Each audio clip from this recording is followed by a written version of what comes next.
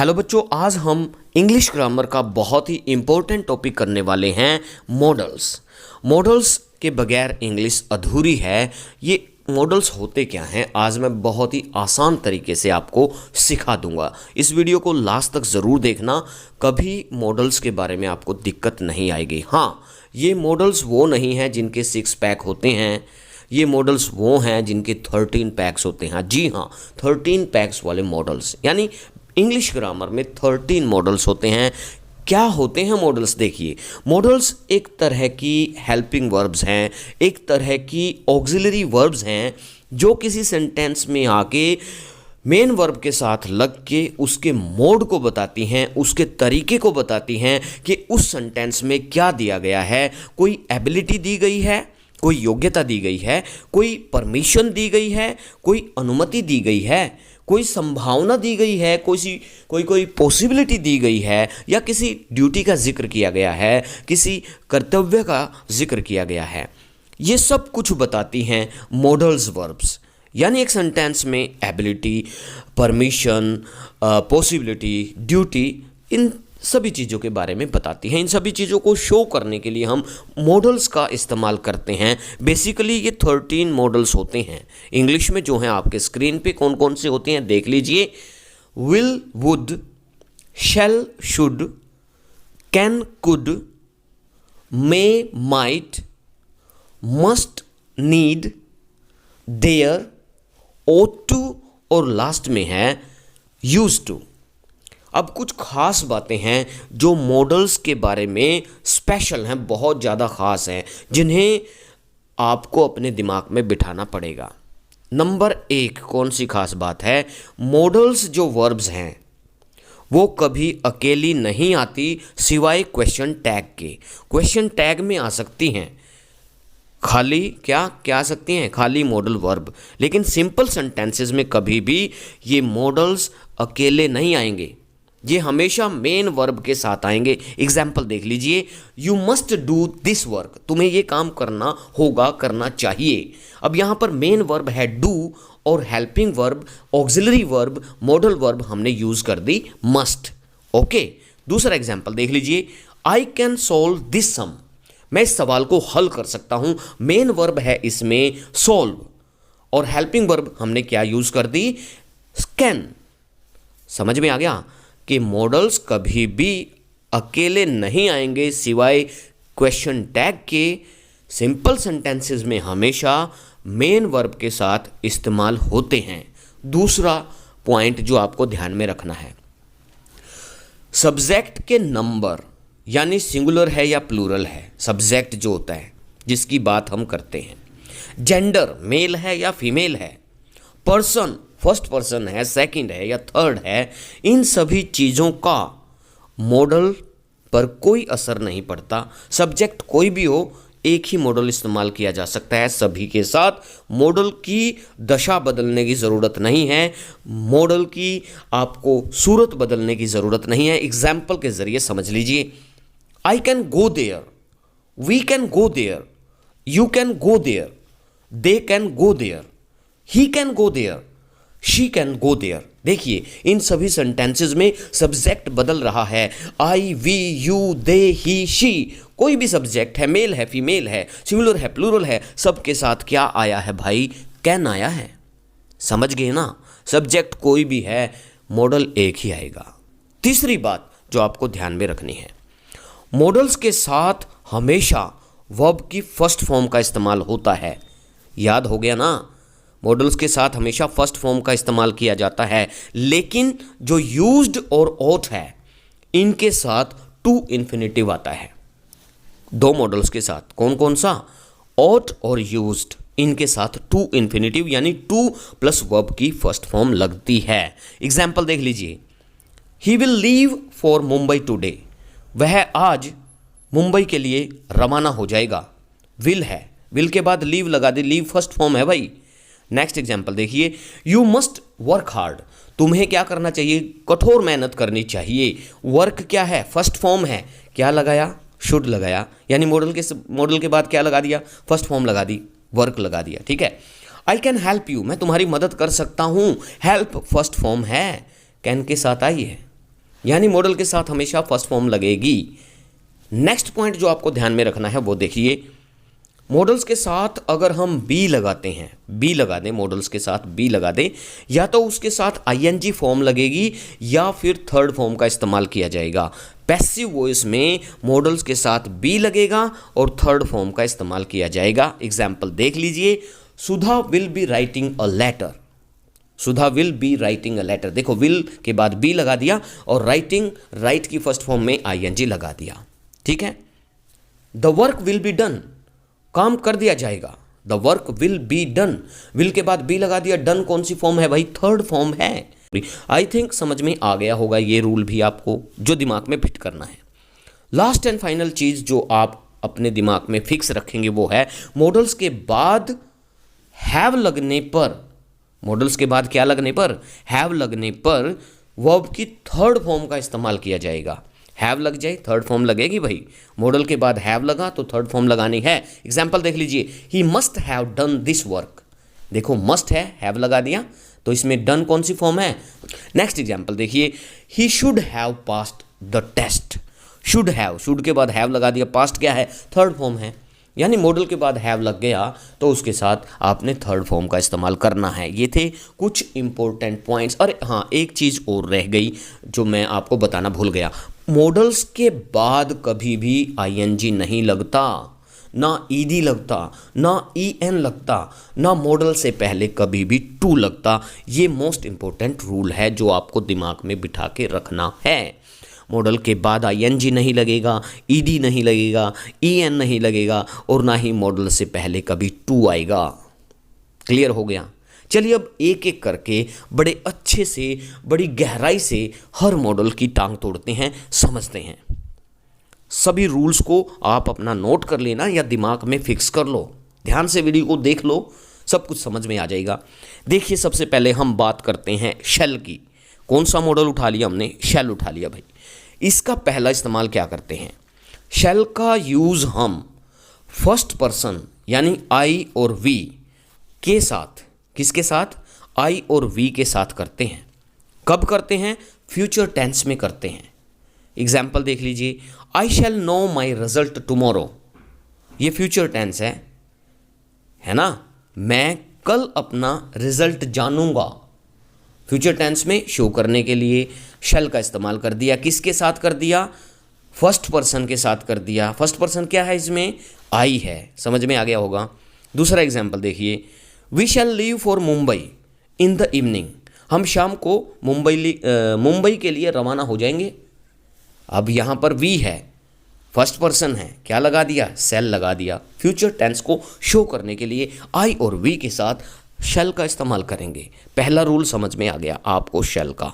दूसरा देखिए, अगर आप किसी सेंटेंस में कोई कमांड देना चाहते हो, कोई आदेश देना चाहते हो, तो सेकंड और थर्ड पर्सन के जो प्रोनाउंस होते हैं, सेकंड और थर्ड पर्सन के प्रोनाउन, ध्यान से सुनना, कमांड देनी है और सेकंड और थर्ड पर्सन के प्रोनाउन के साथ हम शैल का इस्तेमाल करेंगे।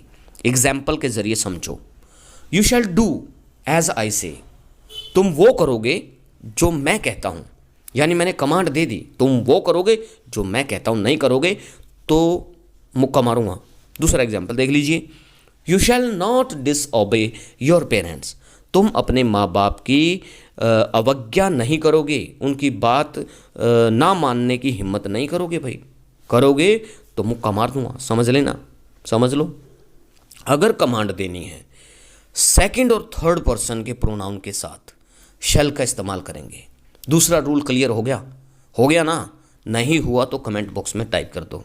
हो गया तो कोई बढ़िया सा एग्जाम्पल बना के, एक सेंटेंस बना के कमेंट बॉक्स में चिपका दो, चेक करके जवाब ज़रूर दूंगा। नेक्स्ट चीज़ समझिए, नेक्स्ट रूल समझिए। प्रॉमिस अगर आपको करना है तो भी हम शैल इस्तेमाल करेंगे। देखिए, you shall get a prize, तुम्हें इनाम मिलेगा। प्रॉमिस कर दिया, तुम्हें इनाम मिलेगा, you shall get a prize. एक और एग्जाम्पल देखिए, you shall have a wrist watch on your birthday. तुम्हें अपने जन्मदिन पर जो कलाई पर बांधने वाली घड़ी है, घड़ी दीवार वाली नहीं, कलाई घड़ी मिलेगी तुम्हें। प्रॉमिस कर दिया। प्रॉमिस के लिए भी हम शैल का इस्तेमाल कर सकते हैं। समझ में आ गया? आ गया होगा समझ में। नेक्स्ट एग्जाम्पल, नेक्स्ट रूल समझिए कि कहाँ पर हम शैल का इस्तेमाल करते हैं।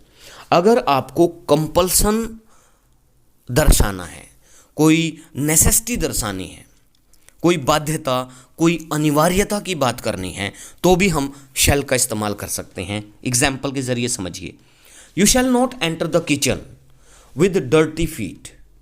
तुम गंदे पैरों के साथ किचन में एंटर नहीं करोगे, करोगे तो टांगे तोड़ दी जाएंगी।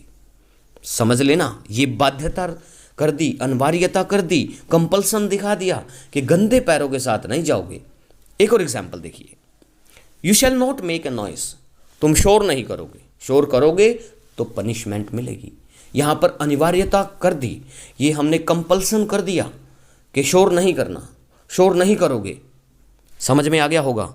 यानी कंपल्सन और नेसेसिटी को शो करने के लिए भी हम किस मॉडल का इस्तेमाल कर सकते हैं? शैल का इस्तेमाल कर सकते हैं भाई। नेक्स्ट, इसका रूल समझिए, कहाँ हम शैल का इस्तेमाल कर सकते हैं। अगर आप कोई संकल्प की बात करते हैं, किसी डिटर्मिनेशन की बात करते हैं, या किसी सर्टेनिटी की बात करते हैं, किसी निश्चय की बात करते हैं, तो भी हम शैल का इस्तेमाल कर सकते हैं। एग्जाम्पल देख लीजिए। He shall take revenge on his enemy. वह अपने दुश्मन से बदला लेगा। ये उसने डिटरमाइन कर लिया, उसका डिटर्मिनेशन है कि वो बदला लेगा ही लेगा। He shall take revenge on his enemy. एक और एग्जाम्पल देखिए। He shall get good marks, I am sure. मुझे पक्का यकीन है वो अच्छे नंबर लेगा। सर्टेनिटी है कि वो पक्का क्या करेगा? अच्छे नंबर लेगा। यानी डिटर्मिनेशन के लिए, सर्टेनिटी के लिए हम शैल का इस्तेमाल कर सकते हैं। नेक्स्ट देखिए, इसका रूल क्या कहता है, या कहाँ हम शैल का इस्तेमाल करते हैं। जब हम इंटेरोगेटिव सेंटेंस बनाते हैं, ठीक है।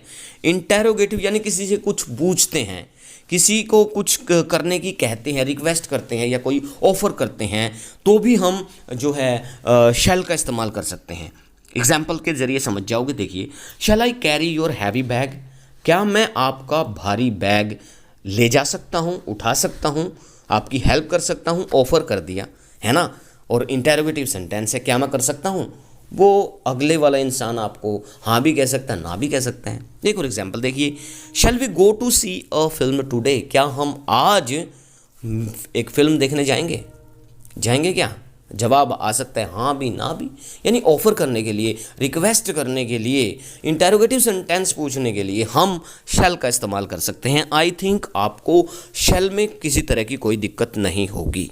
अगर है दिक्कत तो मुझे अभी बता दीजिए, कमेंट बॉक्स में टाइप कर दीजिए, आपको आपकी दिक्कत का सॉल्यूशन ज़रूर मिल जाएगा। नेक्स्ट मॉडल है आपका विल।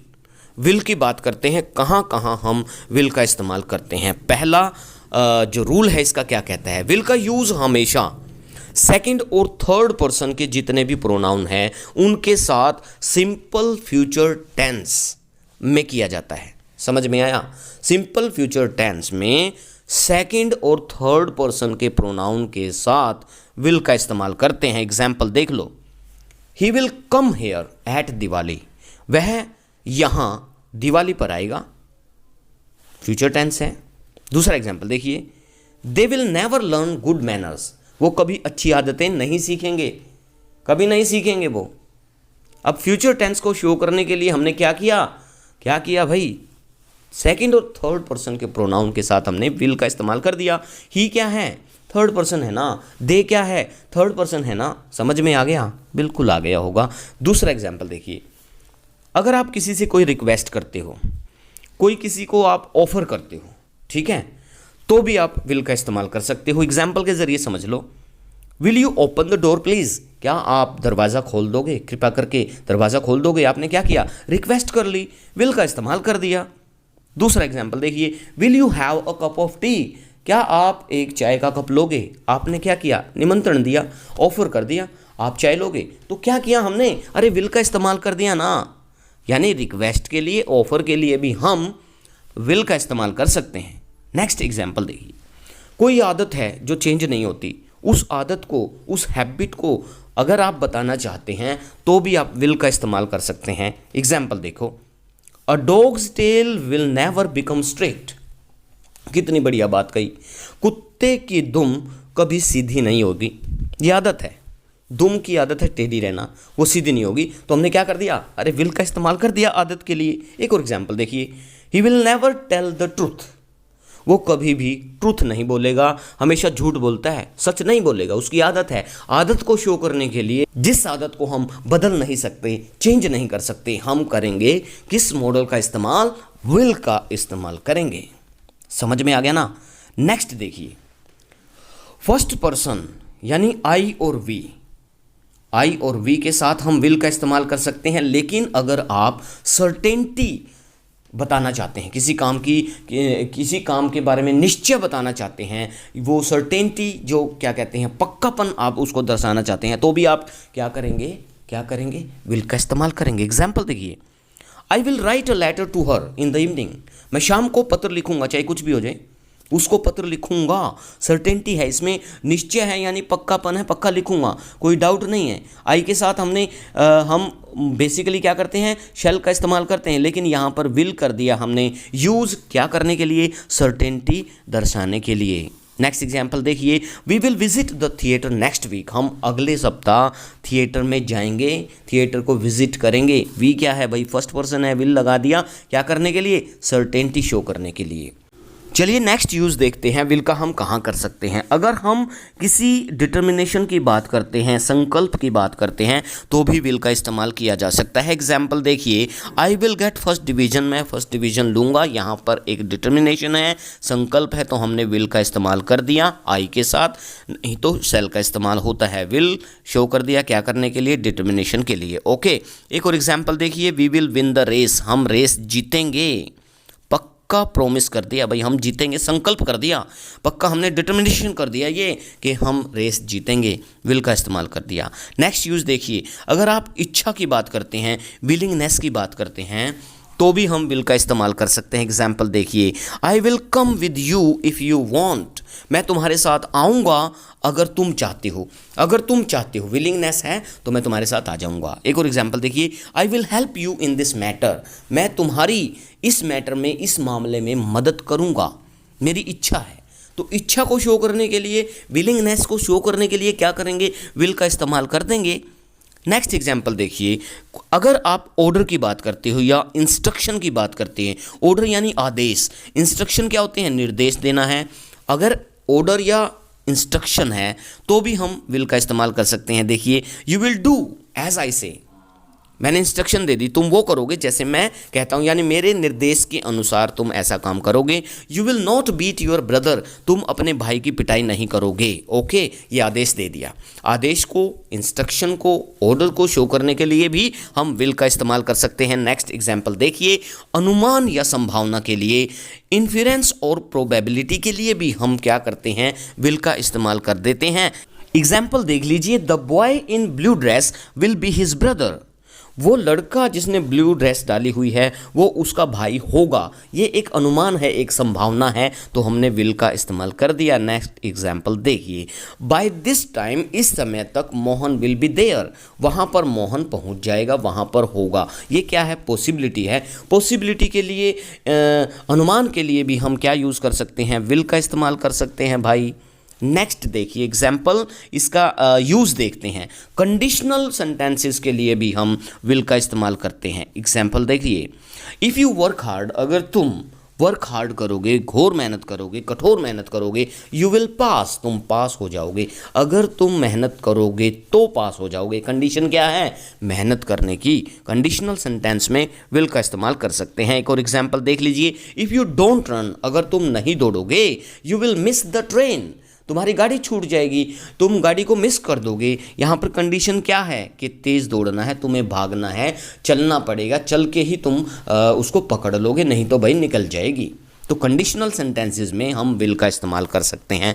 नेक्स्ट यूज़ देखिए, अगर आप किसी को चेतावनी देना चाहते हो, वार्निंग देना चाहते हो, और या अदरवाइज वाले सेंटेंसेस में हम इसका इस्तेमाल कर सकते हैं। जैसे वर्क हार्ड, मेहनत करो, अदरवाइज नहीं तो यू विल फेल, फेल हो जाओगे।